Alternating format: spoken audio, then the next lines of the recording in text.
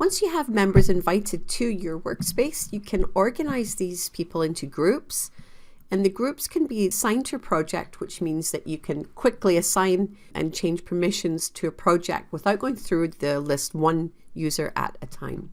So to find groups, it's over on the left-hand side, and you'll see we have a few set up within this workspace already. So we can see on the tile view, we can get an idea of what's involved with each of these groups. You can see there's 3 project managers, and there's been no projects assigned to this one. We have 1 project manager, 1 project, and our demo group here, we have 3 project managers, and this group has been assigned to 3 projects within my workspace. You can also look at this in a list view. So again, you're getting the same information, the project name, number of managers, number of projects, the date it was created. And you can export this list out to a CSV file also.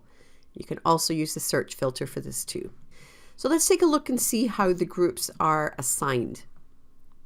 So if we go to project list, and I prefer to do this in the list view, you can get an idea of what's here. So you can see the name of the project manager, the last time it was updated, and the group to which the users have been assigned. So if you want to change this, you can quickly do this here in this view. So we've got our Navis our water tank with the Navisworks model. This has been assigned to the demo group. So when you open this up here, it's going to take you to the project settings, and you'll see right at the top the group assigned to this is demo. If you click on here, you can scroll through the list of existing user groups that you have, and we can assign that to the group of Kyle Tarr. So we can assign the project manager. In this case, there only is Kyle. If we want to change it to our model testing, and we choose this, we have a list of all the people here. So I'm going to assign myself to be the project manager for this, and we're going to change that.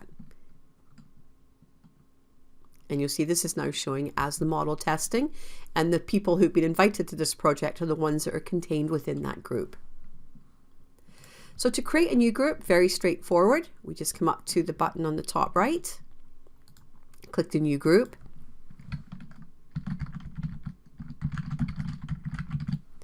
give it a name, and assign a group manager for this one.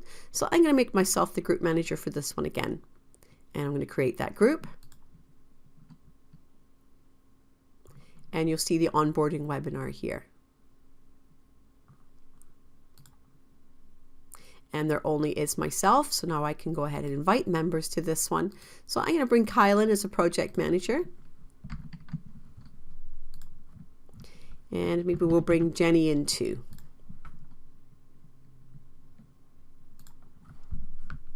And you can see they're now part of the permissions group that are assigned to the onboarding webinar project. To remove somebody from the group, you can simply just highlight the person and click the X. That removes them just from the group, not from the workspace.